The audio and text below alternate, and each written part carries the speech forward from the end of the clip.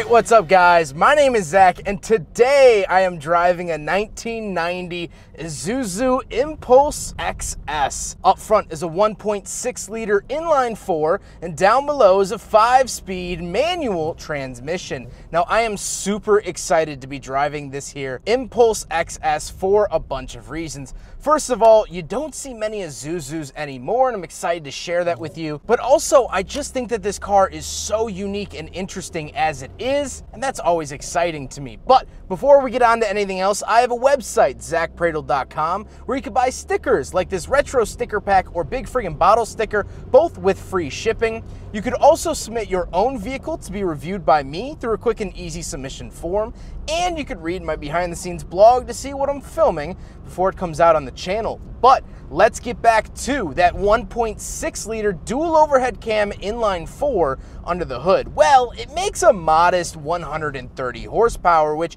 actually back in the 1990s was a fair amount of power. It being dual overhead cam means it's happy to rev and it's fun to beat up. That's what I love about these Isuzu inline 4s. Especially with the Stylus I recently reviewed, a sister car to the Impulse. It's fun to rev it out to that almost 8,000 RPM redline. It's fun to take this car's lunch money. It's fun to abuse this car. And that's the fantastic part. That's something you don't get from V8s. Yes, V8s are fantastic. All engines are fantastic. Okay, not all, but you know, most of them. But as soon as you start beating on a V8, you're already way over the limit. You're already doing felony level activities. Well, this little inline 4, I can tack it up, tack it down all day, and I'm gonna have a blast and not really get myself into too much trouble. Driving a V8 is like punching a wall. Driving an inline 4 like this is like punching a speed bag. It can go on and on and on and on and on. I love that about this little car. Now, there was a turbo option available in later model years, 91 and 92. However, this is the naturally aspirated version. Like I said, paired to a 5-speed manual transmission, feels great, super easy to shift, has that very Japanese feeling to it, very noticeable click into gear. It feels firm. It reassures me when I put it into gear, and that's, of course, what I love. Last but not least, of course, the Impulse is front-wheel drive. So with that out of the way, let's talk about the interior. Well, in front of me, I have 3 main gauges. On the left is my tachometer. In the center is the speedometer. And then on the right, I have my fuel and coolant temperature. Absolutely no frills here in the Impulse. I do get a digital clock. I guess that is a cool little addition, but not technically groundbreaking. The steering wheel doesn't have anything on it besides 2 horn buttons and a little logo right in the center. I do like that a fair amount. Off to the left and right of the gauges, I have these interesting buttons. This is very late 80s, early 90s styling. Off to the left, I have my headlight options, and off to the right, I have my windshield wiper options, sort of attached to the gauge cluster. Super, super cool. Off to the left, I do have my power mirror options, as well as my rear defrost and rear wiper. The Impulse came with a rear wiper. Kind of interesting for a little coupe. You don't see many coupes with rear wipers. Something to note about this car for sure. Moving on to the door, I just have my crank for the window as well as my latch to get in and out, of course. And moving into the center, I have some climate control vents and the climate controls themselves. Very, very basic here. However, I do have air conditioning. A fantastic little feature here for the Impulse. And of course, fan speed, where to send it, blah, blah, blah, all the fixins. Then of course I have an aftermarket radio because most radios from the 90s were pretty garbage and or have since broken. So this has a replacement unit. And I have a little ashtray and the shifter. The shifter is the only part of this car that really genuinely feels budget. It's this thick, rubbery, plastic style economy shift knob. Looks like someone used an X-Acto knife on a ball of clay. And while I'm not a fan of it, it does the job, and honestly, it fits the rest of the interior pretty well. Then I do have some coin holders as well as a handbrake, meaning there are no cup holders here in the Isuzu Impulse, so unfortunately, it fails the big friggin' bottle test. Now we gotta talk about the seats. The seats are actually decently comfortable. They do have this very, very 90s look and appeal to them, this sort of red and black stripes.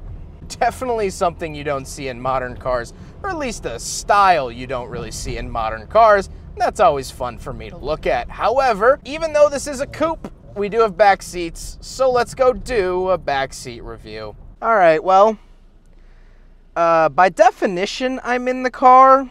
Not happy about it. Back seats are not good. My head is slammed up against the rear hatch. I can't imagine this is safe in really any regard. I can't really put the seat back fully because my knees will become pixie dust, which I would prefer not to happen. Pretty miserable back seat, pretty miserable. Let's go hop around back. We'll talk about the hatch, and then we'll talk about the looks. All right, around the back of the Isuzu Impulse. And here is the trunk. Not tons of space, however, that back seat, as you can see, those two tabs, you could fold that down, adds tons more space. Not bad for a 90s little Isuzu, but I have to say, I guess I am pretty happy with it. Now we gotta talk about the looks, and first of all, let's do a walk around, let's get it out of the way. This thing looks very, very odd in a very good way. I love the way this car looks. It doesn't look like anything else on the road before it or since it. And that to me is the coolest thing in the world. That's what I love to see. Something unique and different. And another weird quirk of the exterior is the door handles. I thought it would be some type of button mechanism, but you can actually see in there, you actually pull up on that. So you reach in and then pull up, kind of awkward, but then you're in the Impulse. Now that we're done with the walk around, let's show them eyebrows, baby. So I thought this had pop-up headlights. It doesn't. It has pop-up lids. I've never ever reviewed a car that has asked me, how you doing? In my 800 some reviews, I've never quite been hit on, let alone by an Isuzu, but hey, I guess there's a first for everything. But now let's get on to my final thoughts. What do I think driving an Isuzu Impulse XS? Well, this thing is incredibly unique and cool. Not many of these were sold originally in the 90s, so now you see even far less of them. And that to me is just, that's the end all be all. It's fantastic. Everyone in their lifetime has seen a Lamborghini parked on the nice side of town. But when was the last time you saw an Isuzu Impulse? For me, it's 0 minutes and 0 seconds. I'm currently looking and driving in one. And it's sad that history forgot these cars. They're incredibly fun. More fun than a stock Civic of the same era. More fun than a stock Corolla of the same era. More fun than a stock Sentra of the era. And yet, we don't see them anymore. No one cares.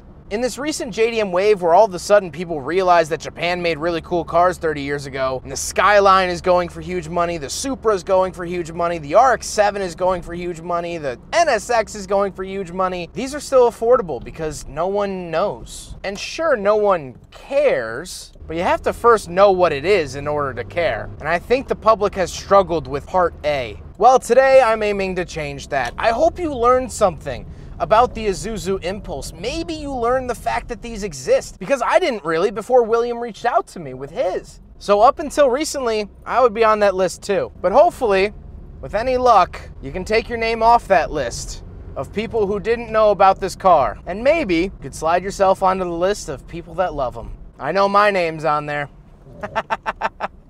This car is cool, man. It is just cool. Well, huge thank you to William for letting me take out his Isuzu Impulse. Like I said, this thing has been absolutely eye-opening. Such a cool and unique experience.